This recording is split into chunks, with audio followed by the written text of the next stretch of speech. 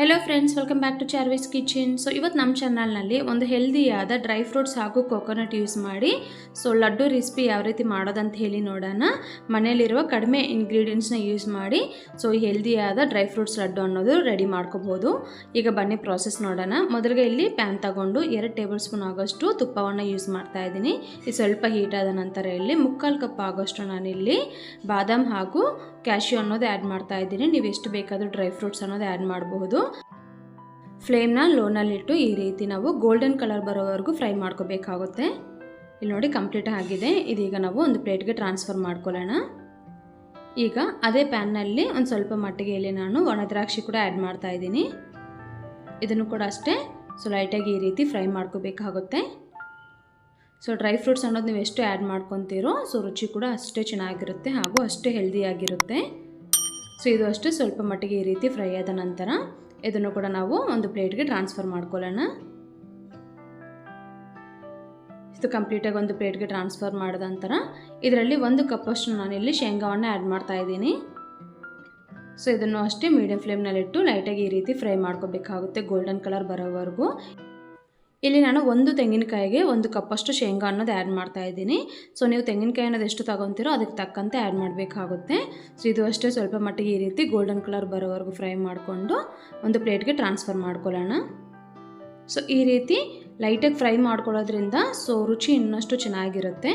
ಇದನ್ನಷ್ಟೇ ಒಂದು ಪ್ಲೇಟ್ಗೆ ಟ್ರಾನ್ಸ್ಫರ್ ಮಾಡಿಕೊಂಡು ಈಗ ಅದೇ ಪ್ಯಾನ್ನಲ್ಲಿ ನಾನು 1 ತೆಂಗಿನಕಾಯಿನ ಈ ರೀತಿ ತುರಿದು ಹಾಕ್ಕೊತಾ ಇದ್ದೀನಿ. ನನಗೆ 1 ಬೌಲಷ್ಟು ಬಂದಿದೆ. ಇದು ಅಷ್ಟೇ ಕಂಪ್ಲೀಟಾಗಿ ಗೋಲ್ಡನ್ ಕಲರ್ ಚೇಂಜ್ ಆಗೋವರೆಗೂ ಮೀಡಿಯಂ ಫ್ಲೇಮ್ನಲ್ಲಿಟ್ಟು ಫ್ರೈ ಮಾಡ್ಕೋಬೇಕಾಗುತ್ತೆ. ಈ ರೀತಿ ನಾವು ತೆಂಗಿನ ತುರಿ ಅನ್ನೋದು ಫ್ರೈ ಮಾಡೋದ್ರಿಂದ ಸಾಸಸ್ ಸ್ಮೆಲ್ ಇಲ್ಲದೆ ನಿಮಗೆ ಘಮ ಅಂತ ಫ್ಲೇವರ್ ಕೂಡ ಅಷ್ಟೇ ತುಂಬಾ ಚೆನ್ನಾಗಿರುತ್ತೆ. ಇದೀಗ ಕಂಪ್ಲೀಟ್ ಆಗಿದೆ. ಇದನ್ನು ಅಷ್ಟೇ ಒಂದು ಪ್ಲೇಟ್ಗೆ ಟ್ರಾನ್ಸ್ಫರ್ ಮಾಡ್ಕೊಳ್ಳೋಣ. ಈಗ ಅಲ್ಲಿ ನೋಡಿ ಫ್ರೈ ಮಾಡಿಟ್ಟಿರುವಂಥ ಶೇಂಗಾ, ಡ್ರೈ ಫ್ರೂಟ್ಸ್ ಹಾಗೂ ತೆಂಗಿನ ತುರಿ ಎಲ್ಲ ರೆಡಿಯಾಗಿದೆ.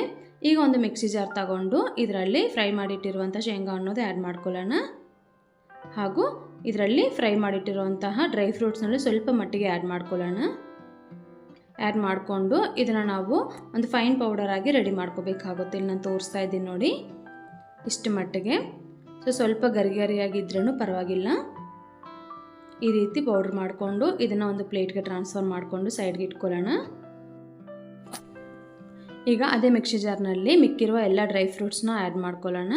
ಆ್ಯಡ್ ಮಾಡಿಕೊಂಡು ಇದು ಫೈನ್ ಪೌಡರಾಗಿ ಮಾಡಬಾರ್ದು, ಒಂದು ಸುತ್ತಷ್ಟು ಸುತ್ತಕೊಂಡ್ರೆ ಸರೋಗುತ್ತೆ ನಮಗೆ. ಇಲ್ಲಿ ನೋಡಿ, ಇಲ್ಲಿ ನಾನು ತೋರಿಸ್ತಾ ಇದ್ದೀನಿ ಈ ರೀತಿ ಚಿಕ್ಕ ಚಿಕ್ಕ ಪೀಸ್ ಆಗಿರಬೇಕು. ಇದನ್ನು ಅಷ್ಟೊಂದು ಪ್ಲೇಟ್ಗೆ ಟ್ರಾನ್ಸ್ಫರ್ ಮಾಡಿಕೊಂಡು ಸೈಡ್ಗೆ ಇಟ್ಕೊಳ್ಳೋಣ. ಈಗ ಇನ್ನೊಂದು ಕಡೆ ಪ್ಯಾನ್ ತಗೊಂಡು 1 ಕಪ್ಪಷ್ಟು ನಾನು ಇಲ್ಲಿ ಬೆಲ್ಲವನ್ನು ಆ್ಯಡ್ ಮಾಡ್ತಾ ಇದ್ದೀನಿ. ಹಾಗೂ ಒಂದು 1/4 ಕಪ್ಪಷ್ಟು ಇಲ್ಲಿ ನೀರನ್ನು ಆ್ಯಡ್ ಮಾಡ್ತಾ ಇದ್ದೀನಿ. ಇಲ್ಲಿ ಫ್ಲೇಮ್ನ ಮೀಡಿಯಮ್ನಲ್ಲಿಟ್ಟು ಬೆಲ್ಲ ಕರಗೋವರೋ ಈ ರೀತಿ ಮಿಕ್ಸ್ ಮಾಡ್ತಾ ಬರಬೇಕು. ಬೆಲ್ಲದ ಪಾಕ ಅನ್ನೋದು ಗಟ್ಟಿಯಾಗಿ ಬರೋವಂಥ ಅವಶ್ಯಕತೆ ಇಲ್ಲ. ಬೆಲ್ಲ ಎಲ್ಲ ಕರಗಿ ಲೈಟಾಗಿ ಈ ರೀತಿ ಪಾಕ ಬಂದರೆ ಸರೋಗುತ್ತೆ. ಇಲ್ಲಿ ನಾನು 1 ತೆಂಗಿನಕಾಯಿಗೆ 1 ಕಪ್ಪಷ್ಟು ಬೆಲ್ಲವನ್ನು ತೊಗೊಂಡಿದ್ದೀನಿ. ಮೆಜರ್ಮೆಂಟ್ ಅನ್ನೋದು ಕರೆಕ್ಟಾಗಿ ಸರೋಗುತ್ತೆ. ಈಗ ಇದರಲ್ಲಿ ನಾನು ಫ್ರೈ ಮಾಡಿಟ್ಟಿರುವಂತಹ ತೆಂಗಿನ ತುರಿ ಆ್ಯಡ್ ಮಾಡ್ತಾ ಇದ್ದೀನಿ. ಹಾಗೂ ಪೌಡರ್ ಮಾಡಿರುವಂತಹ ಶೇಂಗಾ ಹಾಗೂ ಡ್ರೈ ಫ್ರೂಟ್ಸ್ನ ಕೂಡ ಆ್ಯಡ್ ಮಾಡ್ತಾ ಇದ್ದೀನಿ ಇಲ್ಲಿ.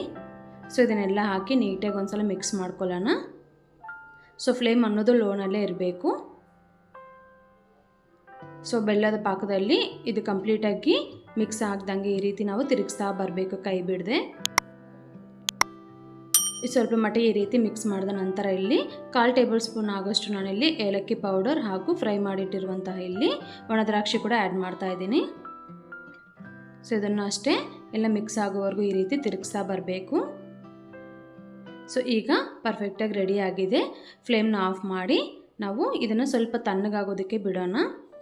ಕಂಪ್ಲೀಟಾಗಿ ತಣ್ಣಕ್ಕಾಗಬಾರ್ದು, ಸ್ವಲ್ಪ ವಾಮ್ ಆಗಿರಬೇಕು. ಈ ರೀತಿ ನಾವು ಸ್ವಲ್ಪ ಮಟ್ಟ ಯಾವುದೇ ರೀತಿ ಗಂಟಿಲ್ಲದೆ ಮಿಕ್ಸ್ ಮಾಡ್ತಾ ಬರಬೇಕು. ಈಗ ಇದನ್ನು ನಾವು ವಾಮ್ ಆಗಿರೋವಾಗೆ ನಾವು ಈ ರೀತಿ ಲಡ್ಡು ಅನ್ನೋದು ರೆಡಿ ಮಾಡ್ಕೋಬೇಕಾಗುತ್ತೆ. ತುಂಬ ತಣ್ಣಕ್ಕಾಗ್ಬಿಟ್ರೆ ಗಟ್ಟಿ ಆಗುತ್ತೆ, ನಿಮಗೆ ಲಡ್ಡು ಮಾಡೋದಕ್ಕೆ ಕರೆಕ್ಟಾಗಿ ಆಗೋದಿಲ್ಲ. ಈ ರೀತಿ ನಾವು ಲಿಟಲ್ ವಾಮ್ ಇರೋವಾಗೆ ನಾವು ಲಡ್ಡು ಥರ ಮಾಡ್ಕೋಬೇಕಾಗುತ್ತೆ. ನಿಮಗೆ ಯಾವ ಶೇಪಾಗಿ ಬೇಕೋ ಆ ಶೇಪ್ಗೆ ಈ ರೀತಿ ನಾವು ರೆಡಿ ಮಾಡ್ಕೋಬೇಕಾಗುತ್ತೆ. ಸೊ ಅಷ್ಟೇ ಫ್ರೆಂಡ್ಸ್, ಎಷ್ಟು ಸುಲಭವಾಗಿದೆ ಅಲ್ವಾ. ಸೊ ಈ ರೀತಿ ನೀವು ಒಂದ್ಸಲ ಟ್ರೈ ಮಾಡಿಕೊಡಿ, ಮಕ್ಕಳಂತೂ ತುಂಬ ಇಷ್ಟಪಟ್ಟು ತಿಂತಾರೆ ಹಾಗೂ ಅಷ್ಟೇ ಹೆಲ್ದಿಯಾಗಿ ಕೂಡ ಇರುತ್ತೆ. ಐ ಹೋಪ್ ಈ ನನ್ನ ರೆಸಿಪಿ ಇಷ್ಟ ಆದರೆ ದಯವಿಟ್ಟು ಲೈಕ್ ಮಾಡಿ, ಶೇರ್ ಮಾಡಿ, ಕಮೆಂಟ್ ಮಾಡಿ ಹಾಗೂ ನನ್ನ ಚಾನಲ್ನ ಫಸ್ಟ್ ಟೈಮ್ ನೋಡ್ದಂಗಿದ್ರೆ ದಯವಿಟ್ಟು ಸಬ್ಸ್ಕ್ರೈಬ್ ಮಾಡ್ಕೊಳ್ಳಿ ಹಾಗೂ ಪಕ್ಕದಲ್ಲಿರೋ ಬೆಲ್ ಐಕನ್ನ ತಪ್ಪದೇ ಕ್ಲಿಕ್ ಮಾಡಿ. ಸೊ ನಾನು ಹಾಕಿರೋ ರೆಸಿಪೀಸ್ ಎಲ್ಲ ನಿಮಗೆ ನೋಟಿಫಿಕೇಶನ್ ಸಿಗುತ್ತೆ. Thank you so much for watching. Bye bye.